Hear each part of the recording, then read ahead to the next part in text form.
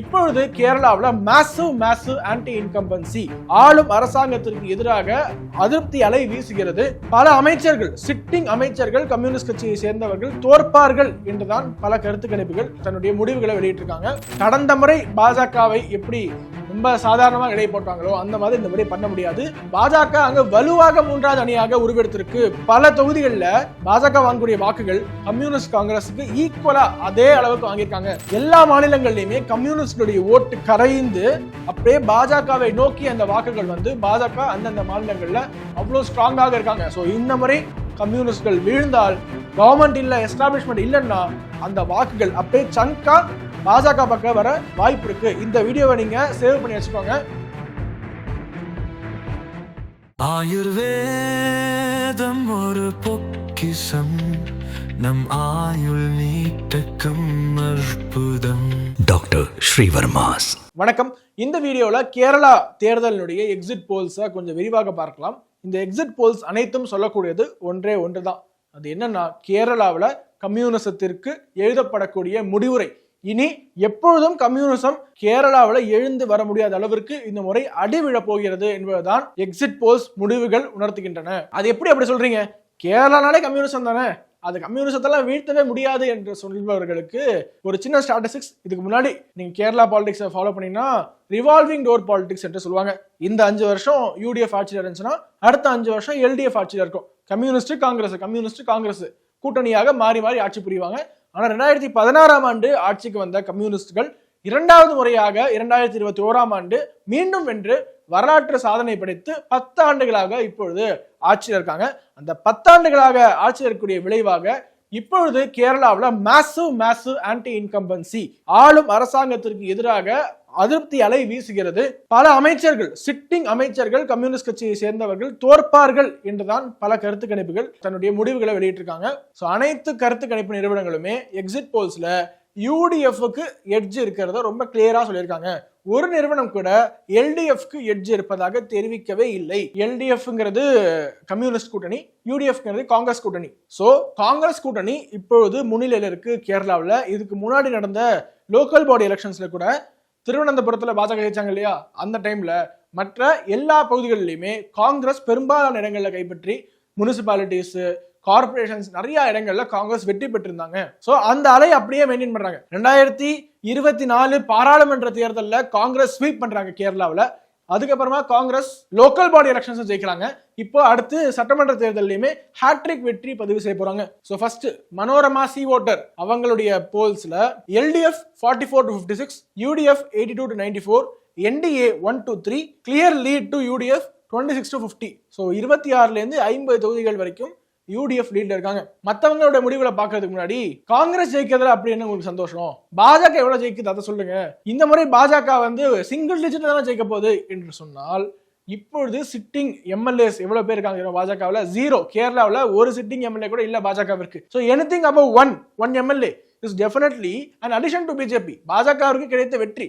எங்கெல்லாம் பாஜகவிற்கு அங்க வெற்றி வாய்ப்பு இருக்கிறதோ அந்த எல்லா இடத்துலையுமே காங்கிரஸ்க்கும் கம்யூனிஸ்டுக்கும் ஒரு அண்டர் கிரவுண்ட் டீலிங் நடக்கும். பாஜக வேட்பாளரை தோக்கடிக்கணும், கிராஸ் ஓட்டிங் பண்ணுவோம்னு கிராஸ் ஓட்டிங் பண்ணி இத்தனை ஆண்டுகளாக பாஜக தோக்கடிச்சு வந்தாங்க. இங்க 2 துருவ அரசியல் தான், 3 துருவ அரசியல் கிடையாது என்று சொல்லிட்டு இருந்தாங்க. ஆனா இந்த முறை கண்டிப்பாக எம்எல்ஏக்கள் பாஜகவிற்கு கேரளால வருவது உறுதியா இருக்கு. அதுல ஒரு சில ஸ்டார் கேண்டிடேட்ஸோட தொகுதிகள் இருக்கு. நேமம் ராஜீவ் சந்திரசேகர், மஞ்சேஸ்வரத்துல பாஜகவுடைய முன்னாள் மாநில தலைவர் திரு சுரேந்திரன் அவர்கள், வட்டியூர்காவில ஸ்ரீலேகா ஐபிஎஸ், திருவல்லால அனுப் ஆண்டனி, பாலக்காடுல சோபா சுரேந்திரன், இப்படி பல ஸ்டால்வாட்ஸ் அங்க நிக்கிறாங்க. கடந்த முறை பாஜகவை எப்படி ரொம்ப சாதாரணமாக இடை போட்டாங்களோ அந்த மாதிரி இந்த முறை பண்ண முடியாது. பாஜக அங்க வலுவாக மூன்றாவது அணியாக உருவெடுத்திருக்கு. பல தொகுதிகளில் பாஜக வாங்கக்கூடிய வாக்குகள் கம்யூனிஸ்ட் காங்கிரஸுக்கு ஈக்குவலா அதே அளவுக்கு வாங்கியிருக்காங்க. ஸோ கடுமையான மும்முனை போட்டி கேரளாவில் இருக்கும்போது காங்கிரஸ் ஜெயிப்பது பாஜகவுக்கு உண்மையில் நல்லது. எப்படின்னா, மேற்கு வங்கத்துல கம்யூனிஸ்டோடைய வீழ்ச்சி பாஜகவுடைய எழுச்சியை உருவாக்குச்சு. திரிபுராவில் கம்யூனிஸ்டுடைய வீழ்ச்சி பாஜகவிற்கான எழுச்சி. எல்லா மாநிலங்களிலுமே கம்யூனிஸ்டுடைய ஓட்டு கரைந்து அப்படியே பாஜகவை நோக்கி அந்த வாக்குகள் வந்து பாஜக அந்தந்த மாநிலங்கள்ல அவ்வளவு ஸ்ட்ராங்காக இருக்காங்க. ஸோ இந்த முறை கம்யூனிஸ்ட்கள் வீழ்ந்தால், கவர்மெண்ட் இல்ல, எஸ்டாபிளிஷ்மெண்ட் இல்லைன்னா அந்த வாக்குகள் அப்படியே சங்கா பாஜக பக்கம் வர வாய்ப்பு இருக்கு. இந்த வீடியோவை நீங்க சேவ் பண்ணி வச்சுக்கோங்க. 5 ஆண்டுகள் கழித்து 2031ஆம் ஆண்டு கேரளா சட்டமன்ற தேர்தலுக்கான முடிவுகள் வெளியாகும் போது உங்களுக்கே புரிய வரும். ஸோ அடுத்து ஆக்சஸ் மை இந்தியா பாத்தீங்கன்னா 47 to 57 எல்டிஎஃப்க்கு, 83 to 93 யூடிஎஃப்க்கு, என்டிஏக்கு 0 to 3 தான் கொடுத்திருக்காங்க. லீடு வந்து UDF 26 to 46 lead UDF. Times Now JVC பாத்தீங்கன்னா எல்டிஎஃப்க்கு 52 to 61, யூடிஎஃப்க்கு 72 to 84, என்டிஏக்கு 3 to 7, லீடு வந்து 11 to 32 யூடிஎஃப் லீடிங். ஸோ ஓவராலா இருக்கக்கூடிய 140 தொகுதிகளில் 71 தொகுதிகள் வென்றால் மெஜாரிட்டி. ஸோ இதுக்கு முன்னாடி தேர்தலுக்கு முந்தைய கருத்து கணிப்புகள்லாம் இருக்கும் இல்லையா, அதுலலாம் நிறைய ஹங் அசம்பிளின்னு ப்ரெடிக்ட் பண்ணியிருந்தாங்க. ஹங் அசம்பிளின்னா எல்டிஎஃப்க்கும் சரி யூடிஎஃப்க்கும் சரி 2 பேருக்குமே பெரும்பான்மை கிடைக்காம என்டிஏவுக்கு ஒரு சில தொகுதிகள் கிடைச்சு அந்த என்டிஏவுக்கு செல்லக்கூடிய தொகுதிகள்னால யாருக்குமே வந்து பெரும்பான்மை அமையாம இருக்கக்கூடிய வாய்ப்பு இருக்கு அப்படின்னு சொல்லிட்டு இருந்தாங்க.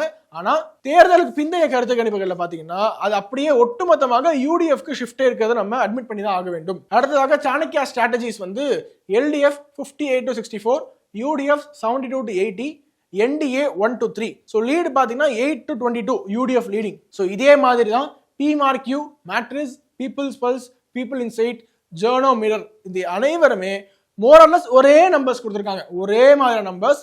அதுல பீப்புள் இன்சைட் மட்டும் நான் வந்து கொஞ்சம் டீட்டெயிலாக ஸ்டடி பண்ணேன். அவங்களோட ட்விட்டர்ல ஒவ்வொரு தொகுதியாக எடுத்து போட்டு இந்த தொகுதியில நாங்க கலெக்ட் பண்ண சாம்பிள்ஸ் இவ்வளோ, இதுல இந்த பார்ட்டிக்கு இவ்வளோ ஓட்டு விழுது என்பதை கொஞ்சம் டீட்டெயிலாகவே அவங்க போட்டிருந்தாங்க.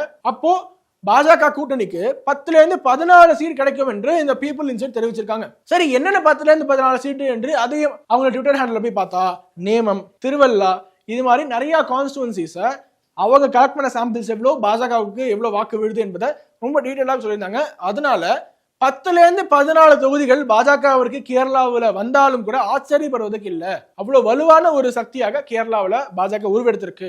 அங்க இருக்கக்கூடிய ஒவ்வொரு காரியகர்த்தரும் காங்கிரஸ், கம்யூனிஸ்ட் என்று இருபெரும் துருவங்களை எதிர்த்து களத்துல அவ்வளோ பேர் ரத்தம் சிந்தி கட்சியை வளர்த்திருக்காங்க. ஸோ பல ஆண்டுகளுடைய அந்த போராட்டத்தினுடைய ஒரு பரிசு இந்த முறை பல பாஜக எம்எல்ஏக்கள் சட்டசபைக்கு போறாங்க.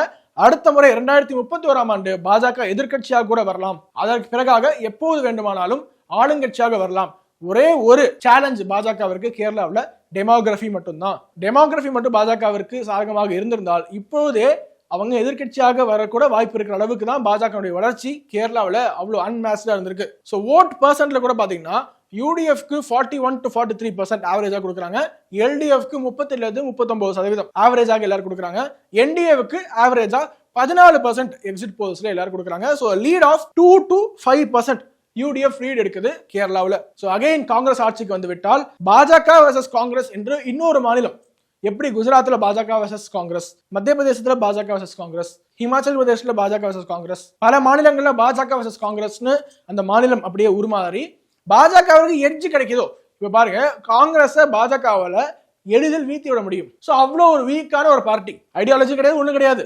ஸோ அப்பேற்பட்ட காங்கிரஸை வீழ்த்துவது எளிது. இந்த முறை யூடிஎஃப் ஜெயித்தாலுமே அடுத்து பாஜகவிற்கான growth ப்ராஸ்பெக்ட்ஸ் பாத்தீங்கன்னா ரொம்ப ஒளிமயமாக இருக்கு என்று தான் சொல்ல வேண்டும். கடைசியாக ஒரே ஒரு மாநிலத்தில் மட்டும்தான் கம்யூனிசம் இருக்கு, இது land of communist, Kerala is always red அப்படிலாம் சொல்லிட்டு இருந்தாங்க. இனி Kerala will not be red, Kerala is slowly turning saffron என்பதை இந்த தேர்தல் முடிவுகள் நமக்கு நிரூபிக்கும். இதே மாதிரி தான் அஸ்ஸாமுக்கும் எக்ஸிட் போல் வீடியோ போல நினைச்சேன். அஸ்ஸாம்ல இந்த முறை பாஜக ஆட்சி உறுதி. அது 2/3 மெஜாரிட்டியா இல்ல பாஜக மட்டுமே சிங்கிள் மெஜாரிட்டி எடுக்க போதா என்பது மட்டும் தான் நமக்கு கொஸ்டின் மார்க் இருக்கிறதுனால அஸ்ஸாம்ல கேட்கவே வேணாம், பாஜக ஆட்சி அமைவது உறுதி. ஹிமந்தா பிஸ்வா சர்மா அவர்கள் ஒரு மிகப்பெரிய மக்கள் தலைவனாக அங்க உருவெடுத்திருக்காரு. புதுச்சேரியிலுமே பாத்தீங்கன்னா பெரும்பாலான கருத்து கணிப்பு நிறுவனங்கள் என்டிஏ ஆட்சி அங்க அமைய போகிறது என்றுதான் சொல்லிட்டு இருக்காங்க. ஸோ புதுச்சேரியில என்டிஏ ஆட்சி வரப்போது, அஸ்ஸாம்ல என்டிஏ கவர்மெண்ட் தான், வெஸ்ட் பெங்கால்ல பாஜக அரசாங்கம் அமைய போவது மோரல்லஸ் உறுதியாயிடுச்சு. கேரளாவில் இந்த முறை பாஜகவிற்கு பெரிய எழுச்சி காத்திருக்கு. தமிழ்நாட்டிலையும் உங்களுக்கே தெரியும், கடந்த முறை பாஜக வென்ற சட்டமன்ற உறுப்பினர்களை விட இந்த முறை அதிகமாக தான் சட்டமன்ற உறுப்பினர்களை வெல்ல போறாங்க. ஸோ ஓவராலா இது தேசியவாதிகளுக்கும் சரி பாஜகவிற்கும் சரி இந்த 5 மாநில தேர்தலுமே ஒரு ஃப்ரூட்ஃபுல்லான ஒரு தேர்தலாக தான் இருக்க போகிறது. ஸோ இந்த எக்ஸிட் போல்ஸ் பத்தி உங்களுடைய கருத்துக்களை கீழே கமெண்ட்ஸ் சொல்லுங்க. மீண்டும் அடுத்த நிகழ்ச்சியில் உங்களை சந்திக்கிறேன். வணக்கம். வந்தே மாத்திரம். உலக தமிழ் சொந்தங்களுக்கு வணக்கம். நான் ராஜவேல் நாகராஜன். பேசு தமிழா பேசு வலையொலியுடைய வளர்ச்சிக்கு நீங்களும் உறுதுணையாக இருக்கணும்னு நினச்சிங்கன்னா இந்த வீடியோடைய டிஸ்கிரிப்ஷனில் இருக்கக்கூடிய ரேசர் பே லிங்கை கிளிக் பண்ணுங்கள். அந்த லிங்க்கில் போயிட்டு உங்களுக்கு விருப்பமான தொகையை பேசு தமிழா பேசுவனுடைய வளர்ச்சிக்கு உங்களுடைய பங்களிப்பாக நீங்கள் கொடுக்கலாம். நன்றி, வணக்கம்.